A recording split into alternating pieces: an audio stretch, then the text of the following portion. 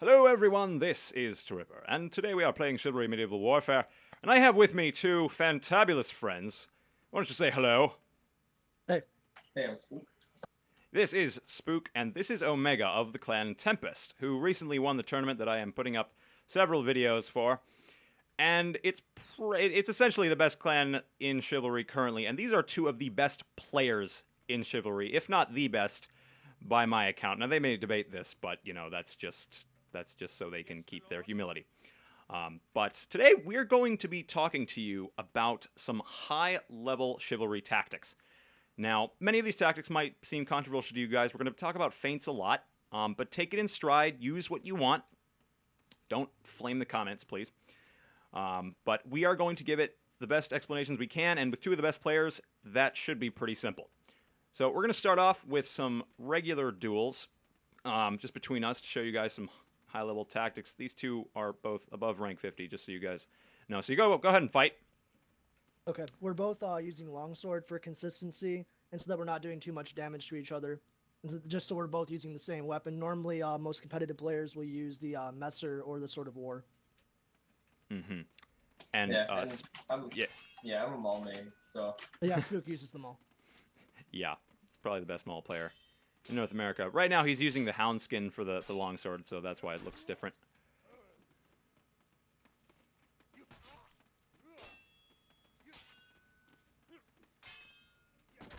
This is intense.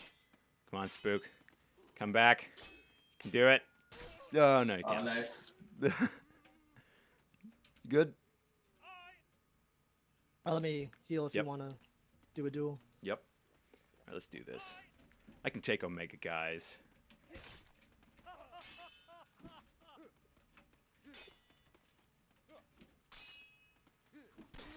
I panic parried. Oh no.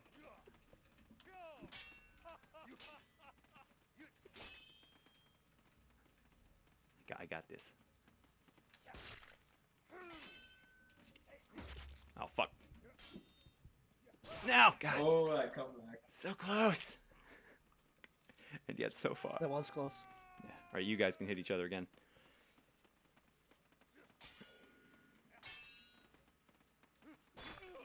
Whoops.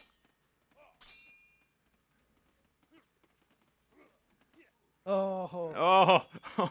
I knew you were gonna try to feint around it, but you dodged it. That footwork.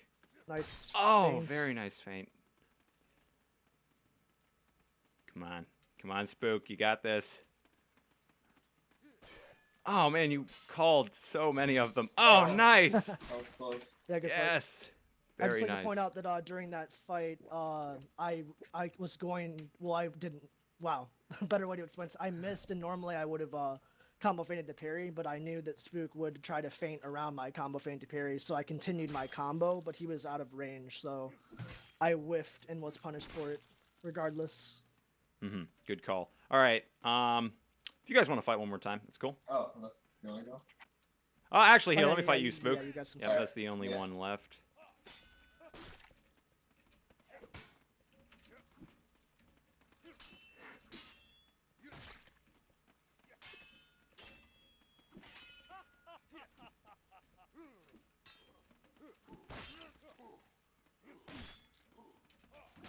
Oh, fuck that. Oh, the Failed reverse. rainbow.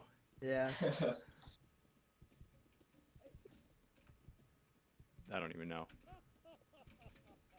Oh, God. I could have yeah, kept going painted with that. around your feint parry there. Right. Yeah, Yep. nice. All right. I think that's enough intro duels. So if you guys saw, we were using a lot of feints. I don't generally do that, but these guys are trying to, get me more into the competitive way of thinking. And it is just generally a good combat tactic to feint once in a while. It throws your opponent off, and it can win you a lot of battles, regardless of how controversial it is. And we're going to show you guys how to do feints correctly and how to do good feints that the enemy will not be able to read very easily. So if you guys, Omega, if you want to start off by explaining some good ways to feint generally. Okay. One thing I'd like to point out is, though you say it's controversial, it is controversial in terms of like the game in general, but among the competitive community, it's not.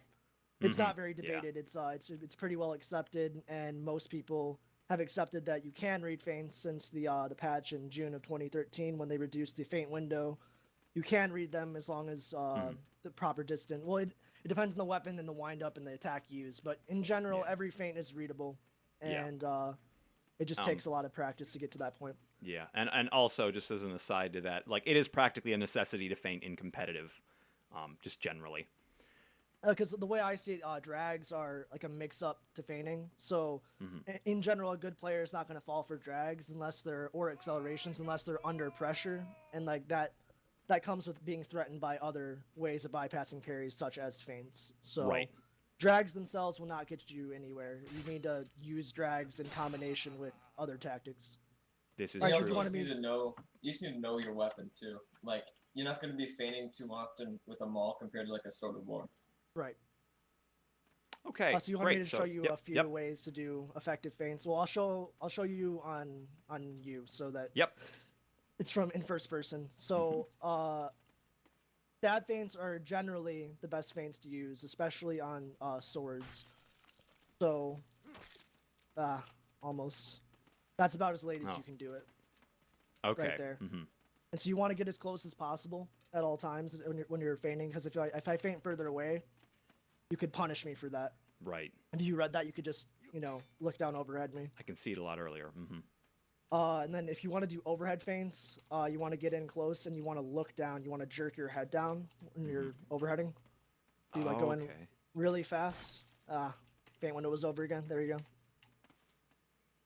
Okay, and that immediately makes them panic parry. Yeah, because an accelerated overhead. I'll show you an example of an actual overhead. Oh Very man, fast. yeah. So they're gonna. A lot of people will parry those if you're close enough and you're doing the correct head movement.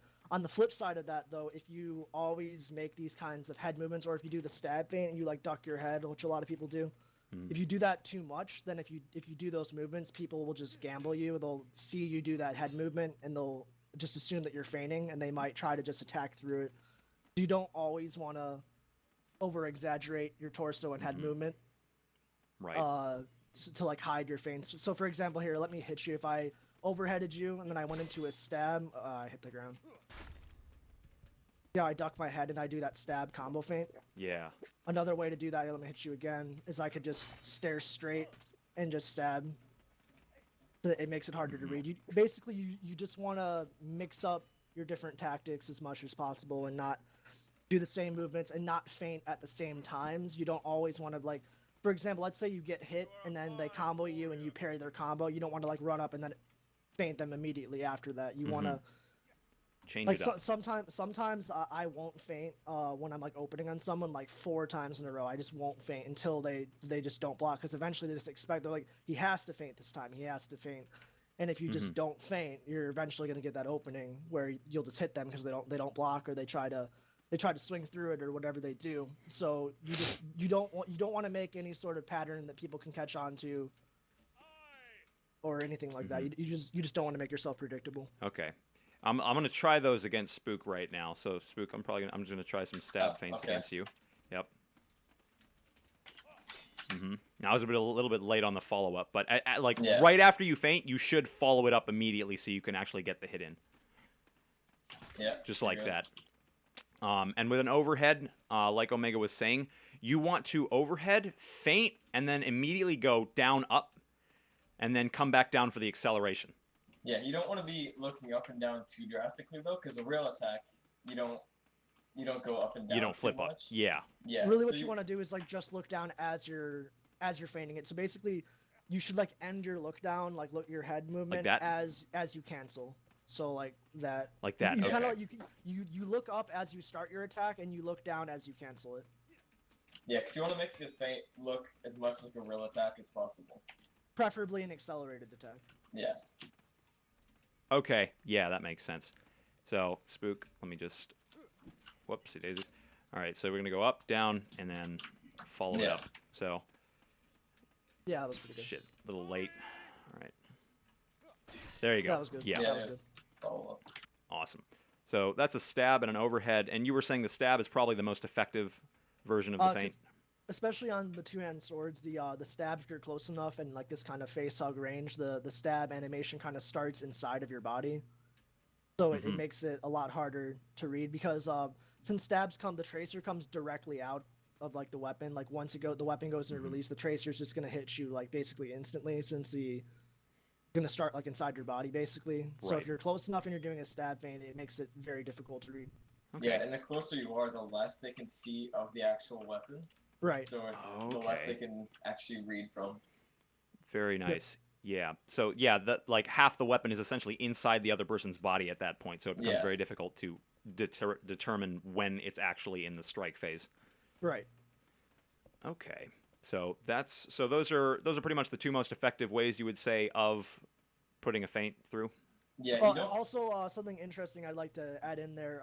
Slash feints are generally considered to be like the least effective feints, but I Mhm. actually use them a decent amount just because they're not something that people usually do. So that kind of goes into the whole unpredictability thing. If you do kind of random feints that people don't expect, then they might just fall for them out of panic or out of confusion. Like if you kind of run up to someone, you do this kind of fast slash feint, they might be thinking you're about to do an accelerated slash. I do that a lot with the messer. And people will fall for, like even really high level players will fall for it. So it's just something in there with the whole unpredictability.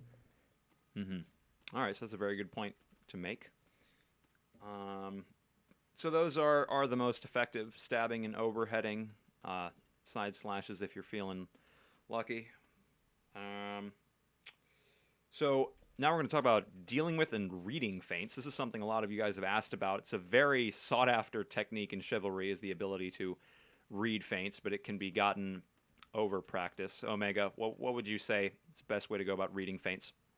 All right, so the first thing I want to say is that most of this will just come down to practicing in feint duels for a very long time, because the main thing with reading feints is just the fact that you have to know the weapon timings like by heart. You have to know when the release phase starts. You need to know when the feint window ends. You need to be able to parry within that very small window in between where you've confirmed that it has become a real attack, and you have to parry within that window. So mainly it comes down to just practicing a lot, but there are a few things you can do to increase your chances of reading feints.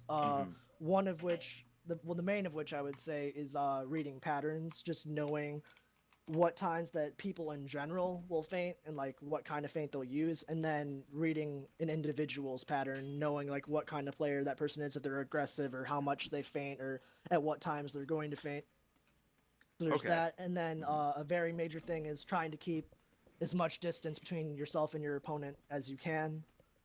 You don't want people coming right up here and stab feinting you. So this is going to be kind of I don't know. So everyone knows that kick is like really, really bugged right now. And normally in the past, I would suggest kicking people away if like there's no chance of you like threatening them. Like if they're gonna flinch you for sure, like if they're doing their attack, so that gives them like more freedom to feint you.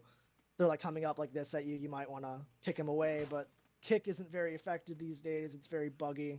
Yeah, So- Spook just showed. Yeah. It is an option, but it's not a very reliable option anymore. But basically, Wow. if you're feeling threatened, backpedaling, although they can sprint forward faster, but crouching and looking back will greatly like increase your view. Makes feints a lot easier to read if you're feeling very pressured. Crouch and look back, and that'll make a big difference in how much you're able to read. Here, actually, I'll show you. So you crouch and lean back, All right. and you can see. Yeah. You have a lot more leeway. It's a big difference. You can see a lot more. Especially Like for overhead feints, too. Especially for overhead feints too. Oh, when yeah, you Oh absolutely. yeah, back. overhead feints are a lot easier to read when doing that. Yeah. It's mostly, I think, just because of the perspective. Like when you're so close and you're getting face hugged, like the blade is practically in you. You really want to panic Like, parry you only immediately. really see like their upper arms and stuff. Yeah, exactly. Also, But- if you have a higher FOV, that helps a lot as well. I use 120 FOV. You can put it higher, but the higher you put it, the more it distorts weapon range. So I Yeah. personally prefer not to raise it over 120, but that is a preference. Some people put it a little bit lower than 120. Some people put it higher at like 130. Is pretty I've got common. 130. Yep. Yep. So there's all that. over. Yeah, I'm a bit lower than 120. So yeah, Because it's personal 116, preference, I really. believe. Yeah. So basically crouching and looking up as well as just keeping your, distance. That's your best way of reading feints for sure. Is this? It gives you the most space, Also, the caveat to that though is that it puts you kind of in a defensive position if you're doing this. This really lets your opponent know that you're on the defensive. So that is a downside to it. You don't want to appear on the defensive. You can help it. Although if you are able to like break out of that and just like attack anyway, like out of that stance, then that'll help. You don't want to like just commit yourself to blocking. Like you're like, I will block whatever attack comes. You also want to be able to like counterattack if you're like pretty confident they're gonna feint. Things like that. Because crouching, it limits your or it slows down your movement speed, That's also true. which can be really helpful against feints. So when you're crouching and looking up, you're in both a good position for reading feints, but also in a bad position in that you're a lot more feintable. Yeah. Like people see that you're, strictly defensive, so they want to break that parry, so they're just going to try to feint you as much as they can. Yep. Okay. So that seems very apt. So basically crouching, keeping your distance are very good ways to read feints. It's very, very difficult to actually be able to just offhand read a feint at face hug distance or whatnot unless you know the weapon by heart, and even then panic will usually set in at that point. Yeah, that's the other thing. Just basically staying calm in general is like the very best way. You want to have things in control. You just don't want to be twitchy and panicky like, oh, I'm getting attacked, better like parry. You want to be ready, and you want to wait as long as possible to parry. You want to wait until their release starts, basically. Unless you're like really close and they're trying to do some crazy, really fast overheads, you want to wait until the release starts before you're blocking. Okay, that makes sense. Also, you can deter feints too by attacking when you don't have initiative, and then if they feint, well, then you end up hitting them. So I was going to talk about that later, but that is very important. Yeah, so normally they're going to either feint to parry or let their attack go through to hope for a flinch or a trade. In that case, you can feint to parry, and it kind of deters them from a feint and gives you a free parry. I actually use that tactic a lot. So even when I'm not sure that someone's going to feint or not, if I just feel like it's... Well, basically, if I block someone and then they hesitate, they're not attack, or if they block me and they don't instantly attack, I'll just instantly throw an attack just in case. Like if they hesitate too long, then my attack will flinch them. And then on the flip side of that, if they're going to feint, then they can't feint if you're attacking unless they're gonna gamble. If they're gonna gamble and they're gonna try to feint around your feint to parry, there is that option, and you'll have to try to read that. But in general, if you attack when someone else is like right after someone else attacks and they were planning to feint, then they're gonna be forced to feint to parry, which drains their stamina. You could also, in that case, try to feint around their feint to parry. It gets very complicated, but in general, most players are not gonna go that route. They're just gonna feint to parry if you attack them. Yeah. So the complexity does get a bit bigger, but those are a lot of really good nuances to know. But generally, you guys can probably get by just by like crouching and making sure you're aware of the distance between you and your opponent. Yep. Yeah, and a lot of it comes down to really just learning to read the animations and not just like attack and hope for the best. Yeah, like, you don't want to gamble. Even if you read wrong and you get hit, just use that as kind of a learning experience and do better next time. Instead of just seeing that, oh, this isn't working right off the bat, but attacking kind of was. So you really just have to kind of stick with reading and trying to parry and not parry. Because you can definitely be rewarded from gambling, but overall, it's not a good tactic. It's not gonna make you one of the best players. It might make you a good player from getting lucky a lot of the time. But I mean, if you gamble too much, people will catch on to it and they'll start punishing you for it. So it's not something you want to rely on. Righto. All right, good tips. Now we're gonna move on to sort of different variations of feinting, so to speak, that also connect to other things. So we're going to talk about combo feint to parry, as well as just regular feinting to parrying, which are both imperative parts of dueling or just about any competitive level gameplay. Why don't you guys start talking about that?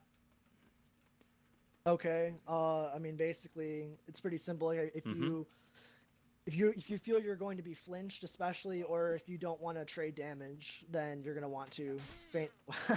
End the feint window. Right. Feint. God damn it. Right. Feint to parry. Here. Trying to do You it did as it to late me. as possible, That's all right. Yeah. Just so that it looks. There, it's about as late as you can do it. Yeah. There you go. Spook, try to hit me. All right. Oh wait, what again? There you go. Yeah. So you can keep So talking, basically, Omega. if you don't want to flinch or trade damage, you're going to want to feint to parry. This also applies to combo feinting the parry, which is if you miss an attack. Here, Peripper here, I'll show you. All so right. if I come in and I miss you, then I can combo feint to parry. Yep. You see how right Nice. there, perfect. Yep. So that's combo feinting to parry. So is this a good time for you to show them the keybinds and show Yep. them how to bind feint to parry? Absolutely. All right, guys. So this is a voodoo competitive chivalry secret that is never It's not a given to secret. outsiders. I know. Yeah. Yeah. It's a very convenient thing to know if you guys want to try to get better at feinting and combo feint to parry, and it will save your life a lot. Here are my keybinds. I'm showing them right now. Hopefully you guys can see the menu. And parry is bound to... There are three main things here you guys need to keep an eye on. Parry, feint melee only, and cancel attack feint. So parry I have mapped to the equal sign as the primary thing, but you can bind this to anything you want. However, the secondary has to be to your mouse too, because what that does is it'll allow you to feint to parry really easily, like instantaneously, basically. Like if you attack and you didn't meet and you like want to block immediately after, you can just hit the block key. It's almost second nature in that way.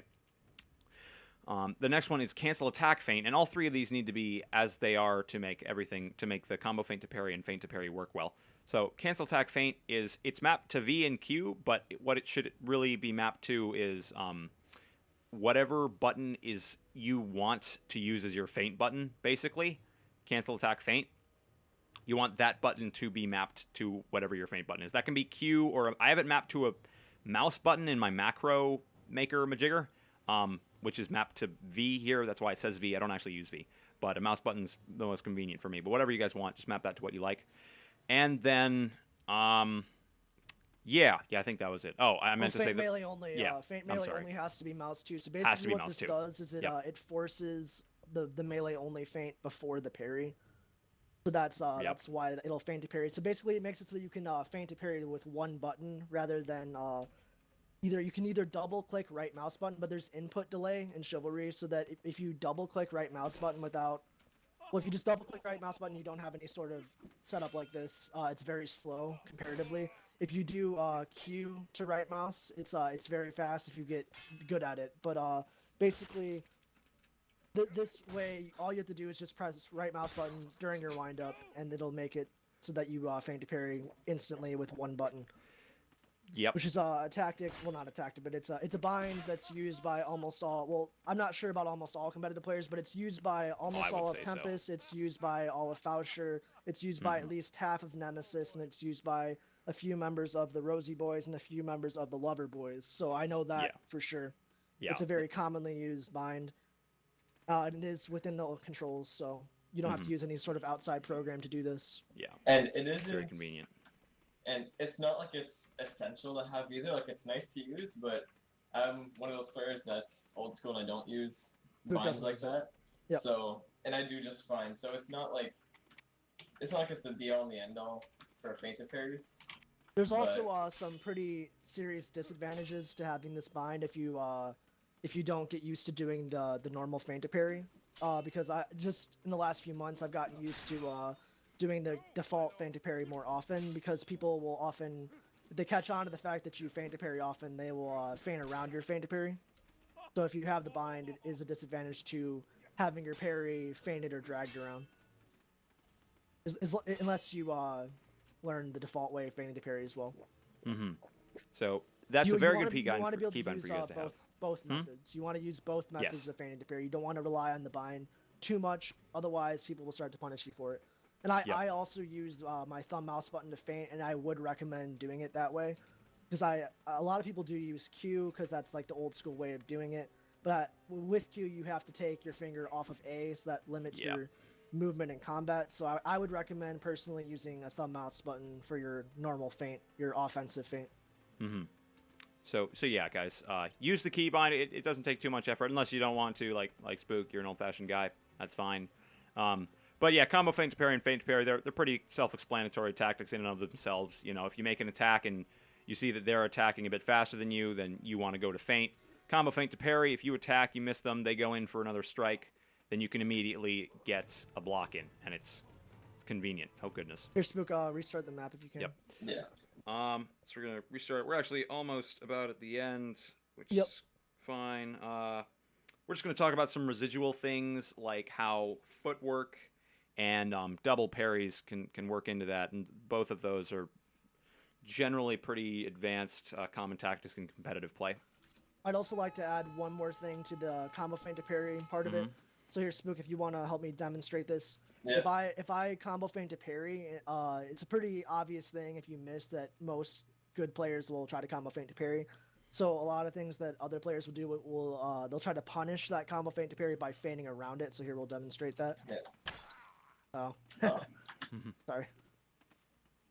Oh, I fucked No, up. Yeah, there you go. How he feinted around. So he attacked, and so I tried to parry his attack that would have, punished my combo that if I would have let that go through. So he feints around it, and then he can punish me. So what I can do if I anticipate him feinting around my combo feint to parry, I can just continue my combo, and I can flinch him. Yeah. Okay. Try that on me. I'll try to do it. Perfect. Oh shit. Well, Okay. that's I blocked it, another but yeah. That's another good thing to show, though. You can feint to parry my Mhm. counter. So Right. this game is like a whole mess of like different counters to every tactic, which Yeah. which is one thing I love about it because there's so much control, and I feel like the whole feigning, being a core part of the combat system is a big part of that. There's like a counter to every move anyone can make. Absolutely. Well, let's try that thing one more time because I'll actually try to strike you and. Oh Well, wait, see, no. that's The how, feint. I'm sorry. Yeah, the feint. Yeah. Let me try that. Yeah. So that's a good example of like what would normally Mhm. happen if I didn't combo feint to parry, Right. and you didn't go for the feint. Oh fuck. Right. Yeah. mean, Normally, yeah, I would they follow get that up with an attack, not a block, guys. Yeah, So, and he yeah. would have been hit if he tried Yeah. to feint. So yeah, those are the nuances of the combo feint and whatnot. So what about how does footwork work into this, or just generally, if you guys want to mention that? For me, like as a mall, footwork is like a huge part of how I play. It's like take out the footwork and there's nothing I can really do. So basically, when I'm moving around and someone's coming to attack, usually you want to hold like S, so directly back, and then either A and D, so at an angle. So you're back up at an angle, and then use your mouse to kind of rotate yourself. So you can do that, and if someone's trying to overhead you, you rotate to the side. Whoa. So that instead of the overhead coming directly down on you, it goes kind of right in front of you.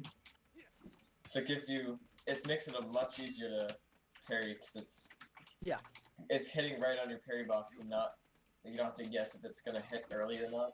It's just gonna get in front of you. Basically, it's another way of creating more space so that you can read attacks better and you have more time to block. Okay, that makes sense. Yeah. Yeah, so you're constantly basically rotating around their attacks, like positioning their attacks so that it's easier to parry. Do you want to talk Fuck, about I double can't. parries? Yeah, go Yeah. for it. We can demonstrate that pretty good because we have Let's three people. talk about it.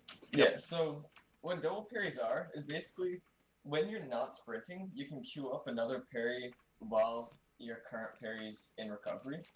So Mhm. if you don't know what that means, when you right click, your parry goes up for 0.5 and then down for 0.5, and then during that second 0.5 timer, you can't parry again. That's called parry recovery, and that's after the active parry window.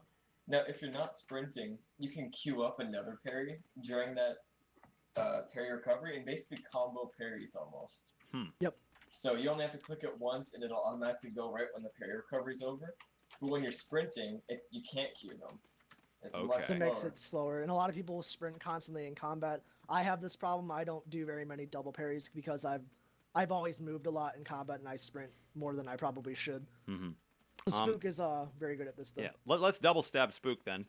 Let's see if he can block both of us. You stab first, Omega.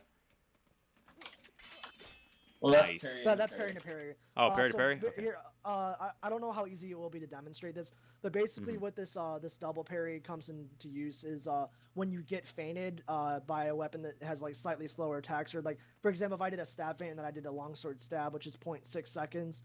If he moves backwards and he does this, he cues his parries and he does these fast parries, he has a chance to parry after he's been feinted. Okay. So, Yeah. so that's So you can Try where it that. comes into use. Yeah. demonstrate it. That was a little bit okay. slower than normal, but he was able to parry it there. Try it again. Nice. That was good. Yeah.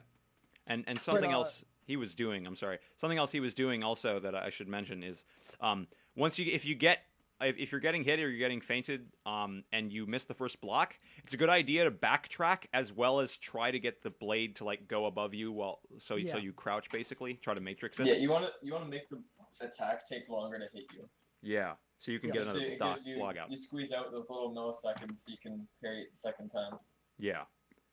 Also, this isn't something that's like that effective, but one thing that I'll do a lot of time when I get feinted is I'll just try to run away, and that can work against short weapons like one-handed men-at-arms weapons that aren't swords, like, you know, the war axe or something, and it can also work against things like the bearded axe, the double axe, the grand mace, weapons like that. You can, if you're fast enough, you can see the feint, block it, and then just run away at an angle, and then you can get away sometimes. That's obviously a gamble tactic, but at that point, if you're going to be hit anyway and you can't double parry, there is the option to try to run away. Okay, that makes sense. Yeah, keep that in mind, guys. Positioning is a big thing in Chivalry that a lot of people don't think about. And just going back to the sprinting thing, like not sprinting too much in fights, you also just want to, again, not sprint so that you can regen stam mid-fight. So a lot of times people wonder, you know, how I don't stam out with them all. Meanwhile, you know, I've been panning the whole fight and then they eventually stam out. It's because I don't sprint when I'm fighting, so I regen enough stam to parry them, and then it drains the amount that I regen, so that I can just get a free riposte, and then I back up again and keep regenning and parry again, and it just drains the same amount, so you never actually stam out. That's a good thing we should probably add. We should probably add something brief about stamina, because stamina is very important, especially when you're going to be feinting and feinting to parry, since those moves take a lot of stamina. So another thing is you don't want to feint too much. Like if your opponent is like able to read your feints, you don't want to feint way too often, because at that point they could just read, you know, 2 of your feints in a row, then block your third real attack, then riposte you, and then start draining your stamina. And as we all know, getting stammed out in this game is pretty brutal. It's a pretty big punishment, so you don't want to feint too often, and you also don't want to feint to parry too often, although that's a little bit not as bad. Right. Yeah, because the feint to parrying takes up even more stamina, but if it can save your life, then it's worth it. Obviously you want to block, you know, damage. If Yeah. you're gonna be traded by a more damaging weapon, it's better to feint to parry than to not feint to parry and just try to like gamble strafe it or something. Try to like run around and then like attack them, you know, circle strafe them and attack. That's a lot less effective than losing stamina. But basically just keep an eye on your stamina. Don't feint too much. Don't sprint too much in combat. Like let go of shift so that you can regen your stamina. All that. Just keep an eye on your stamina because it's very important. Yeah. So you guys may have seen like some competitive players do like triple feints like they're easy peasy, and for them it probably is. But if you don't think you have good enough like stamina conservation, then you know be careful with it. Also, feinting that many times in a row is something that like really good players won't do very much. Like I mean, I don't feint more than twice in a row, like hardly ever, because it's just not very good. Because if they read it, then you're just in a really bad position at that point if you feinted too many times. So I mean, generally, what most competitive players will do is they'll feint once and they'll just do a really fast normal attack, or they'll feint twice. But more than twice is not very common unless they have a full stam bar. Like, it's just not going to happen. Like, if they're in, you know, TO or something, they see a man-at-arms is damaged, and they have full stamina, they might rush and, you know, feint a bunch of times. But in general, you won't see people feinting more than twice in a row. Okay, that makes sense. All right. We can do some sort of closing duels, and if any of you have any opinions or anything I just left have out. a little thing to add is when you're, like, in a fight, it's really important to be conscious of who has what advantage. It's like, especially when I'm using Maul or something, if I start out and I hit their parry with an overhead, I know I immediately have the stamina advantage. So I can back away for a little bit with full stam, and he has to regen his stam, so he might back away, so he won't be as aggressive. So you can kind of tell, knowing how much health and stam someone has, the way they'll play off of that. Right. Okay, good point. Very nice. Yep. Yeah, so I can take Spook.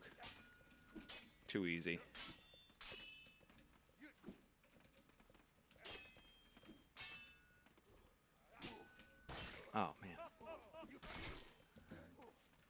fuck. Ah.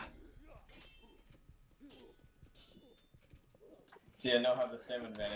Oh, Right. man, So yeah. I was gonna mention that before. If so you fainted there in the middle of the fight and you were low on stamina right away. And at Yeah. that point, you just had to keep, riposting and feigning to parry you to keep that advantage up. Yeah. Mhm. Go ahead, guys. Or yeah. Oh. No, I'll take Spook.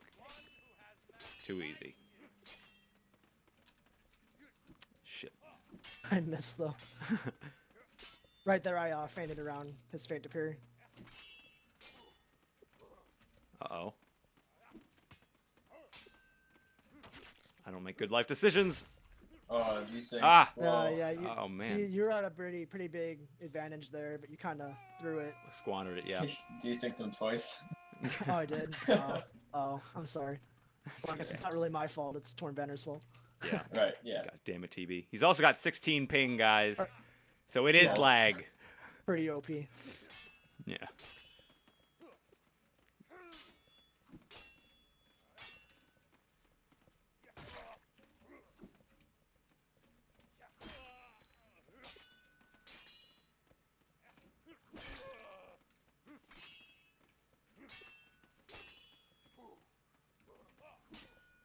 Oh, man, nice.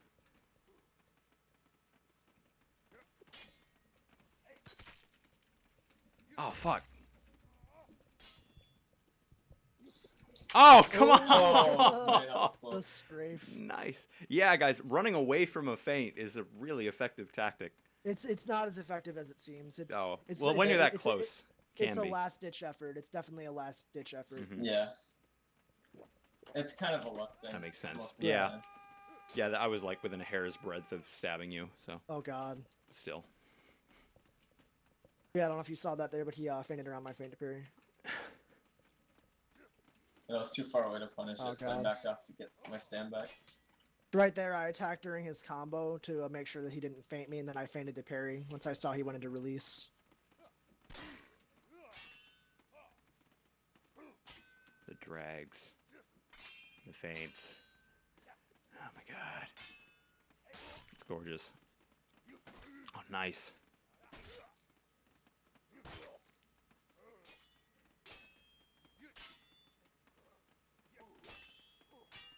Uh-oh. Uh-oh. Uh-oh. Oh, no, Spook. Nice. Oh, God. Good fights. Well, it appears to be getting pretty long, so I think I'm going to cut it here. Yeah. If you guys have any closing thoughts. I think that's it. something I'd say short. the main thing is just being calm and confident in your Yep. fights and trying to read everything, and then just practicing feint duels a lot will get you to a higher level. Oh, yeah. Don't be afraid to faint. Can't argue with that. Yeah, don't. And it might have some negative connotations, but hopefully that can be gotten rid of in the later years of Chivalry's life. It is literally a button that is pre-binded. So come on, guys. Yeah. Get with it. So I hope you guys enjoyed this. Thank you so much, Spook and Omega, for helping me out today. You guys are too kind No problem. badasses. Yeah, well, Thank Glad to be you, brothers. And if you guys liked it, like, favorite, subscribe. Give these guys an imaginary pat on the back. Tempest is an awesome clan.